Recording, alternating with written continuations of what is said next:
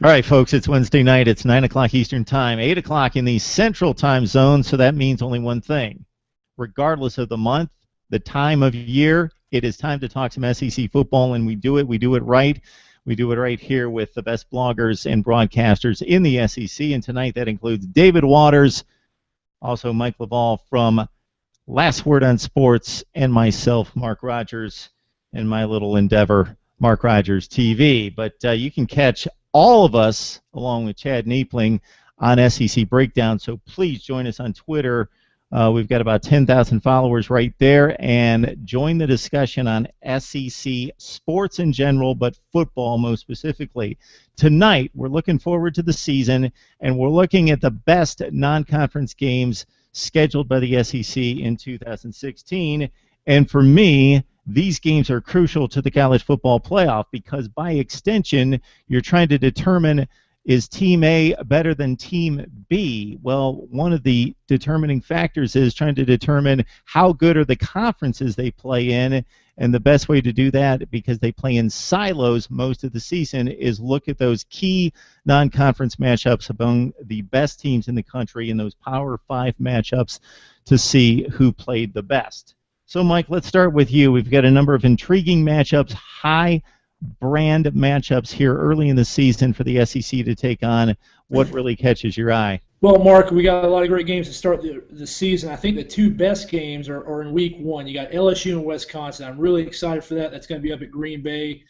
Kind of two similar teams with the running attack first. A lot of questions with LSU. Some people think they can contend for a national championship. They got to get that quarterback question answered. Wisconsin, traditionally a running team. It's going to be up north. It's going to be in a great venue. I'm excited about that. Alabama, USC.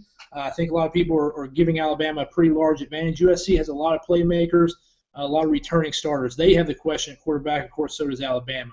So I think those are the two big marquee games. I think both of those will be closer than what the odds makers in Vegas will give us on Week 1. You got the Auburn, Clemson, Ole Miss, FSU game. I'm not too excited about those. I think Ole Miss and Auburn are going to lose. I think they're going to lose handily in those games. When you talk about out-of-conference games, you talk about measuring the conferences against each other. I've got what I call 5 litmus test games when I look at the out-of-conference schedule. First and foremost, again, going back to Week 1, Texas A&M at LSU, or correction, Texas A&M hosting UCLA. I think that's a huge litmus test from SEC to Pac-12. Number 2, Arkansas at TCU. That's going to be Week 2. You got number 3 for me is Mississippi State at BYU later in the season, October 15th. Number 4, Missouri at West Virginia. And number 5, Vanderbilt at Georgia Tech. Those are what I consider my 5 litmus test games out for the out-of-conference schedule. Interestingly enough, 4 of those 5 are away. We will really get to see this year if the SEC really is as strong from top to bottom as we think they are. So those are my 5 litmus test games. I got 2 marquee games. I do want to mention 2 other categories. First, other. I'm a Tennessee guy, so I'm excited about the battle at Bristol, Tennessee, Virginia Tech. I think that is a litmus test game, but I think Tennessee is in control of that. But to have 160,000 fans in one stadium, it's going to be by far the largest crowd to ever see a college football game. Week 2, I think it's going to be the marquee game in college football, and it's just going to be a great environment there in between those two very passionate fan bases, very knowledgeable fan bases. And they're going to have 160,000 people in what Bristol Speedway bills itself as the last true Coliseum.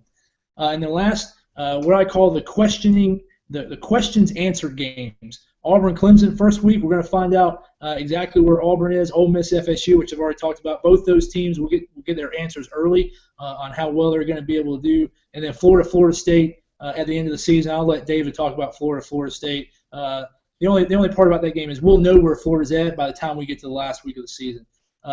Here's the last thing I'll leave you with. 3 games to look for upsets. Arkansas at Louisiana Tech week 1. Louisiana Tech can move the ball. If Louisiana Tech's defense can stop Arkansas's offense, which is rebuilding, a lot of new starters, if Arkansas's offense isn't on the same page in week 1, Louisiana Tech could pull the upset.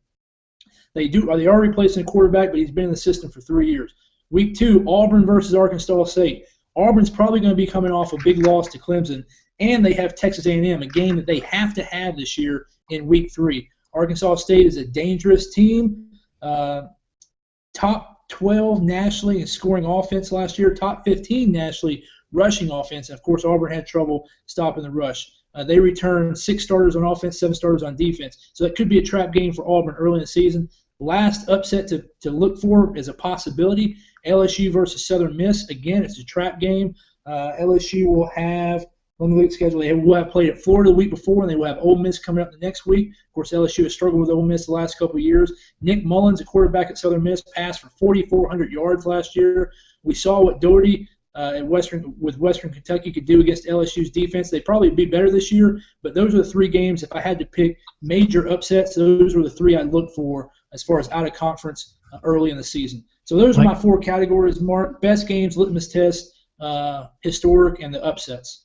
Mike, I've got to say, if 2015 is any indication of what you're warning teams about in regards to a possible upset this fall, then you're right on the mark. Of course, Auburn had that Jacksonville State overtime game in which they came very close to a embarrassing loss. And, of course, Arkansas, before they righted the ship and played much better football in the SEC Western Division, had the Toledo game and Texas Tech. The Texas Tech game actually surprised me more than losing to the Rockets of Toledo, a very fine football team out of the MAC. So before, David, I pitch it to you just to set people up on what the SEC faces out of conference this year. Of course, we've got the ACC matchups late in the season, the typical Florida State, Kentucky, Louisville, Georgia Tech, and, of course, South Carolina taking on Clemson. But early season, week 1, wow. Bama USC at Cowboys Stadium. Mike talked a lot about the intrigue of LSU and Wisconsin facing each other at Lambeau Field. Auburn on the Plains against Clemson, the defending ACC champions. A&M taking on UCLA. Georgia, North Carolina, the Tar Heels coming off an ACC championship game. Interesting game in that traditional ACC-SEC matchup at the Georgia Dome. Mizzou taking on West Virginia. On that Labor Day night, we've got Ole Miss taking on Florida State. Huge matchup there. The next weekend, this one slipped by me until I started checking out the schedules. Arkansas, TCU, wow. Tennessee, Virginia Tech at Bristol. And then later in the season, Vandy, Georgia Tech. And then that October matchup that Mike alluded to, an interesting one as Mississippi State has scheduled a game against BYU out in Provo. So, David, what has caught your eye here? I'm a little bit more high, maybe just because I'm around it a little bit more, the Ole Miss FSU game. To me, it's really big for Ole Miss because if they can upset FSU, I think FSU, with the recruiting they've done lately, up there, not far from what Alabama has done recruiting-wise, with the stars they're bringing in. If Ole Miss can, I don't really want to say somehow upset FSU, but if they can, upset FSU. The line on that game is a lot larger than I thought it would be when it came out of Vegas. But Ole Miss can somehow, beat FSU. I think that kind of alerts maybe the rest of the SEC West, that, okay, they can play with Bama again. They beat them 2 years in a row. And LSU, I think that makes a statement for Ole Miss that they will be in the thick of the SEC West race. And Mike didn't really touch on the Georgia-North Carolina game. Kirby Smart's, he's getting thrown into the fire right away. North Carolina represented, the ACC and ACC championship game last year, had a really difficult, got run through, around, every which way possible by Baylor last year. So, Georgia and Kirby Smart's licking his chops and maybe getting Nick Chubb, if he's ready game 1, doing the same exact thing to North Carolina. But, Kirby Smart's getting thrown to the fire. And I really think, for a first-year head coach, the team's usually really hyped up to begin with. But, with playing North Carolina, it's, the stakes are even higher. And I like the early season matchups. It's been a while since we've seen this, and a lot of people contributed to the college football playoff. These matchups were settled a long time ago, so don't sit here and say the playoff had a lot to do with it. These were settled before this is only the 3rd year of the playoffs, so these games were scheduled years ago. But I'm not so sold on the Bama USC game. If Bama is what they usually are, it may be close for a half, but then Bama will probably break away. That's kind of been the story of those early season games that they've been playing in. LSU, Wisconsin, I think the atmosphere will be great, and if LSU gets any type of quarterback play, I don't think that game will be much of a game either. Leonard Fournette will probably run up and down on Wisconsin. But it will be interesting to see that atmosphere in Lambeau. Is there enough grass up there for Les Miles to chew on? We'll see. But it's those early season matchups that, of course, we're all talked about. We're all ready for. It's week one. It's college football at its best. Week one, ready to start, and we can't wait.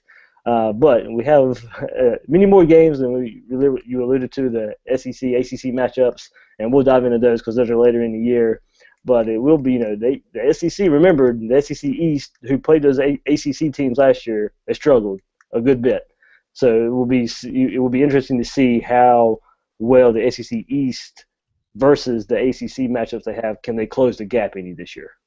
David, you've given me so many different directions to take this conversation. The ACC has done well against the SEC the last couple of years. I think the seedings of the games need to be taken into consideration. So listen up, ACC fans. You get a little bit too excited when you win those games at the end of the season. Keep in mind, South Carolina played within like 8 points of Clemson. Clemson went to a national championship game, was the consensus number one for the second half of the season. South Carolina went 1-7 in the SEC. Yes, Louisville, a top level, like a top 5 seeded ACC team, beat Kentucky at 11th or 12th seed out of the SEC. Georgia Tech. That was the one matchup where Georgia Tech was very down this year at 3-9. But traditionally, those are like seeded, although Georgia's a better program overall, and Georgia has dominated that series. Florida State's obviously been one of the great series in college football over the last 35 years, and Florida State's been a much better team over the last few years generally, and that wasn't much of a game this past season. But in most regards, the SEC has not fared well, considering how much better they've been than the ACC, because they're typically having lower seeds taking on some higher seeds from the ACC. I do give Wisconsin some credit. I'm typically a believer and have a little bit of faith in Wisconsin football and them showing up in bigger games. So last season it was USC in a bowl game, a very talented USC team, and Wisconsin won that game at the Holiday Bowl. There was a time there late in the Barry Alvarez era and early in the Brett Bielema era at Wisconsin, and pretty much throughout his tenure there at Wisconsin, where the Wisconsin Badgers fared very well against top-level SEC competition.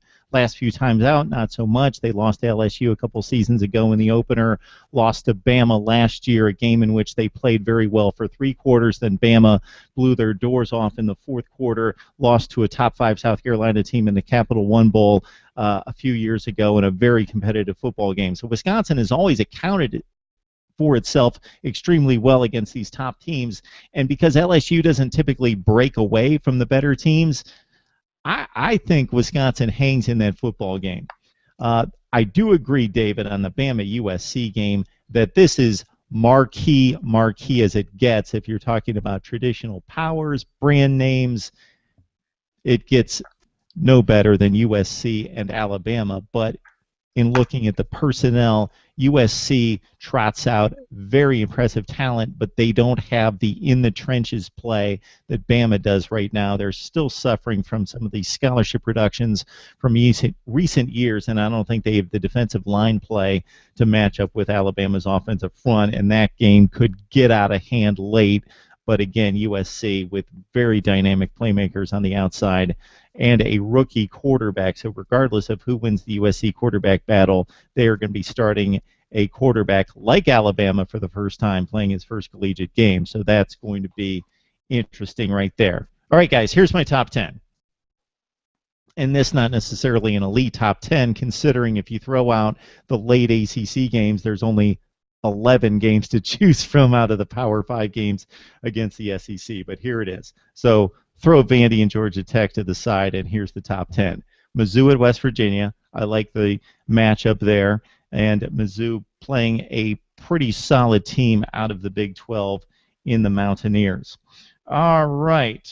We go at number 9, Mississippi State going to BYU. We checked out the Cougars' schedule a couple weeks ago. Very tough, including this matchup against Mississippi State, and a new quarterback in play for the Bulldogs. At number 8, Auburn-Clemson. Despite Auburn sliding down with 11 losses in the last 2 years, I do think that's a bit of a trap game of sorts with the defending national champions having to go on the road to take on the Clemson or the Auburn Tigers on the Plains. That's my number 8 game. Tennessee, Virginia Tech. Just the atmosphere adds to that situation, but I think the Vols are going to be way too much for the Hokies. My game number 7. At number 6, like Mike, I'm intrigued by A&M and UCLA. The Bruins trot out probably the best freshman quarterback in college football last year in Josh Rosen against A&M's talent. You got number 5, Bama USC. Despite what I just said about Bama having the potential to really manhandle USC late, it's still a marquee matchup because of the names, but USC does have exceptional talent in places. At number 4, I've got Georgia, North Carolina. Like you said, David, North Carolina showed us a lot in winning 11 football games, but when they had to play the best and when they had to play a depleted Baylor team in a bowl game and gave up like 600 yards rushing, I think Georgia's probably going to be the better football team, as is typically the case when a like-seeded ACC team takes on a like-seeded SEC team. At number 3, I'm going Arkansas, TCU. Want to see that game, have to see that game. I think that's a very important matchup for both conferences and both football teams. At number 2, LSU, Wisconsin. Just think that's going to be a man's game, that those two teams are just going to come at each other in the trenches with a running game. And at number 1, I love this Florida State Ole Miss game and think that the Rebels are being lightly regarded by the odds makers. If that game stays near a touchdown, I will be all over taking Ole Miss against a Florida State team that's going to come at you with Dalvin Cook, but he only gained 33 yards and 18 carries against a Houston defense that is not as good as Ole Miss's, plus Sean McGuire is a limited quarterback who's probably going to win the job there at Florida State.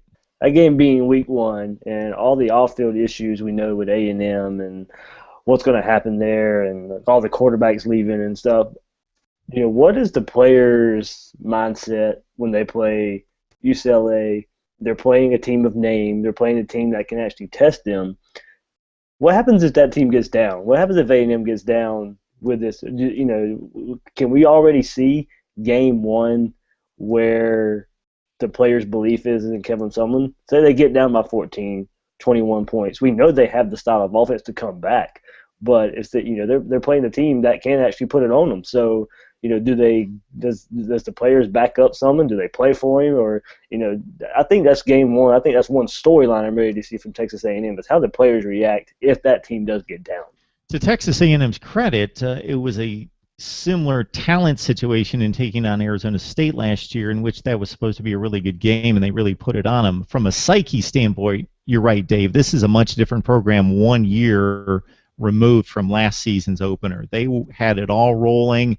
They looked to be in good shape in regards to the recruiting and just the atmosphere surrounding the program. And 1 year later, there's a lot of questions surrounding this program, so you kind of question what the psyche of the football team is right now. They're very similar teams in regards to they don't have elite outlooks. They have some spots, both teams that are under question right now, but they have playmaking ability, both teams, at quarterback and a wide receiver. Quarterback, I'm specifically talking about UCLA. For SEC football fans who haven't seen the Bruins, specifically last year, they want to check out Josh Rosen because he can spin the football, and he is fun to watch. So there's going to be points on the board in this game at Kyle Field. I think the reason why LSU, Wisconsin, and Alabama, USC are the two big games of the first weekend is between Alabama and LSU. I only see 2 or 3 regular season losses, and one of those regular season losses is to each other. When I look at the Auburn, Clemson, Ole Miss, Florida State, I think the importance of those games is diminished a little bit because when I look at Auburn and Ole Miss, I see 6+ losses between those two teams. So that's kind of why I separated LSU, Wisconsin, Alabama, Ole Miss, or Alabama, USC between Ole Miss, FSU, and Clemson, Auburn, based on the importance from national landscape. Those litmus test games, those 5 that I talked about, I think are critically important because, like you said, either 66% of a team's schedule or 75%, depending on what conference is played, inter-conference. So when you get these, you talked about seeding matchups. When you get these teams who are middle of the pack or similarly seeded in the conferences, like those 5 matchups, that really gives the voters and the CFP committee a tool with which to gauge the strength of the conference, which is 66, 2/3 or 3/4 of a team's schedule, depending on what conference you're in. I think those 5 are critically important for the importance of the strength of the conference, not so much marquee branding as the 4 opening weekend games, but important for the strength of the conference. David, on your Georgia, North Carolina, I think North Carolina is going to suffer tremendously from the loss of Marquise Williams. Remember, they started the season last year losing to South Carolina. I think Kirby Smart is going to have a solid first season. I don't think that game is really going to be that close. I think Georgia's going to handle that game. And that might be the most disappointing Week 1 marquee matchup. Games. I think we remember Georgia Southern, Georgia last year, and Georgia Southern has a tendency to play close with some of these teams. So they have Ole Miss late in the year. So I think that's a dangerous game for Ole Miss. Georgia Southern, like I mentioned, they have played bigger boys close. They upset Florida when they were still in the FCS a few years ago. Gave Georgia all they could handle last year. Gave Georgia Tech, when Georgia Tech was good, really good 2 years ago, gave Georgia Tech all they could handle. So Georgia Southern has a propensity to play some SEC teams tough and other Power 5 conference teams tough.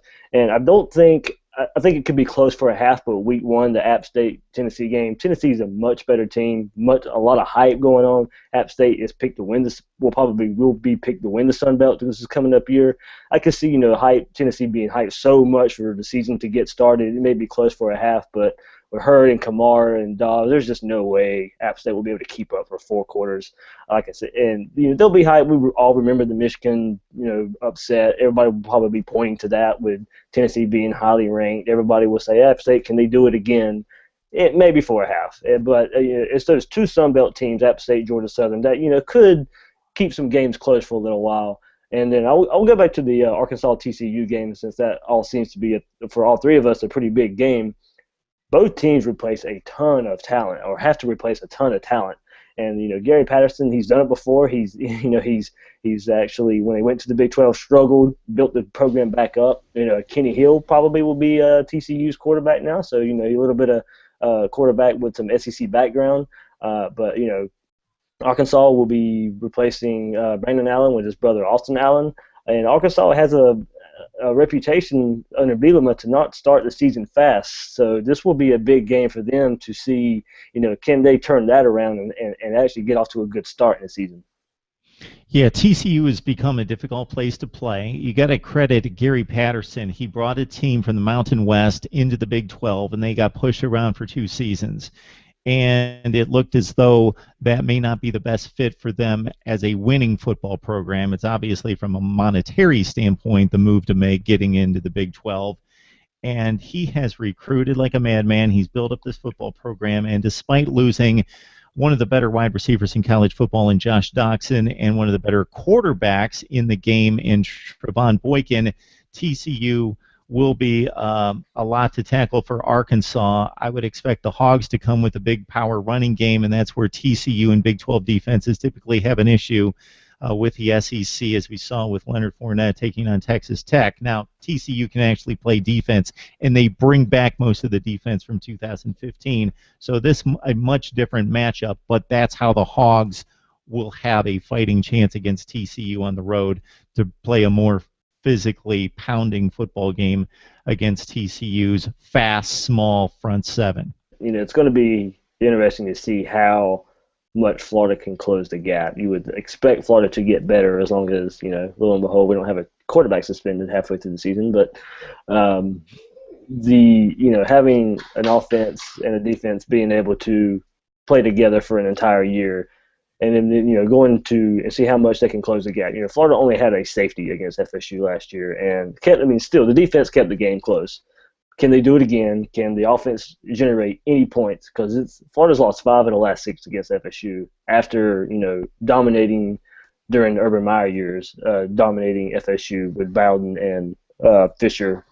Fisher got Meyer his last year there, but it would be, can Florida close the gap? Because, like Mark, you alluded to, Florida State's one of that big ACC, SEC rivals that we know, who usually has national championship, now playoff implications.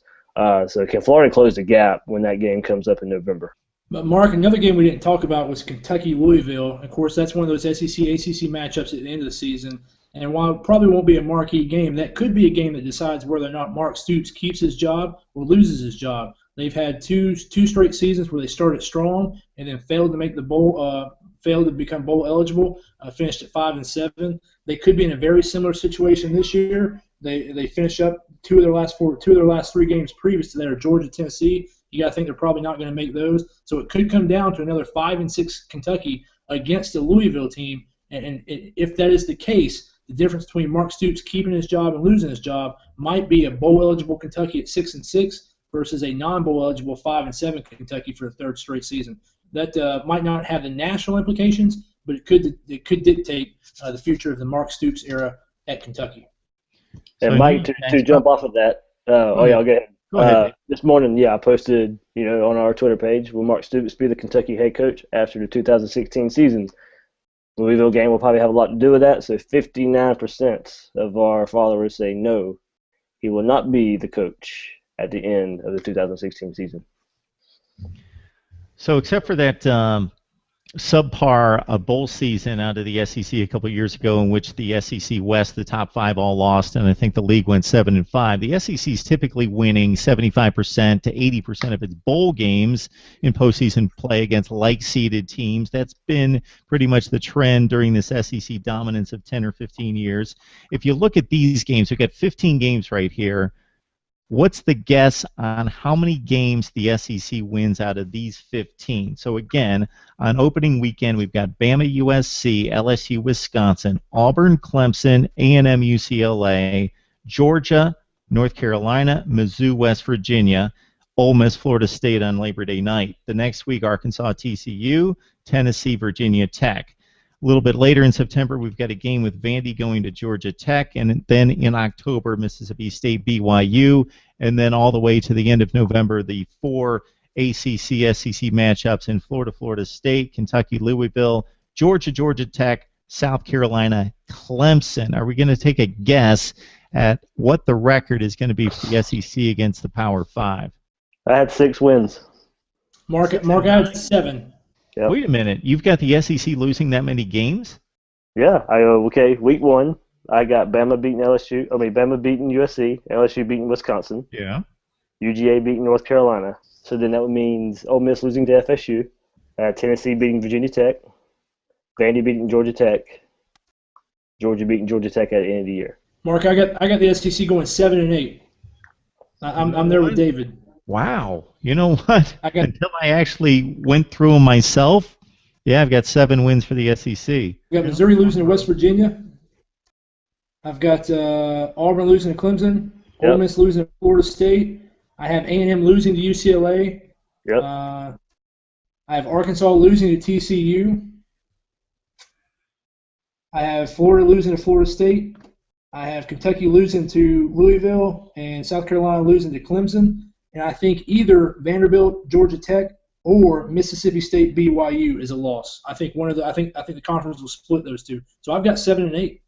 Yeah, I could as well. Yeah, I could go to 7. I'm really torn on Arkansas, TCU, but I decided not to go Arkansas. So, yeah, that was only 6 for me. So that's strange. That usually doesn't happen either. Yeah. That means the SEC is scheduling tougher. That mandate from above has resulted in this, I guess. Not just the number, quality. Yeah. Well, that's what I'm saying, yeah. And a lot of it goes to, if we all go to the end of the year, we're all picking basically the same outcomes as last year. We're all picking FSU over Florida. We're all picking Clemson over South Carolina. And we're all picking Louisville over Kentucky. And we're all picking Georgia to beat Georgia Tech. So that's 1 and 3 right there. All right, folks, join us on Twitter at SEC Breakdown, and we talk football each and every day of the year, and every Wednesday night here on SEC Breakdown with David Waters, Mike LaValle, and usually Chad Neepling jumps on board with us as well. All right, guys, we will see you next time.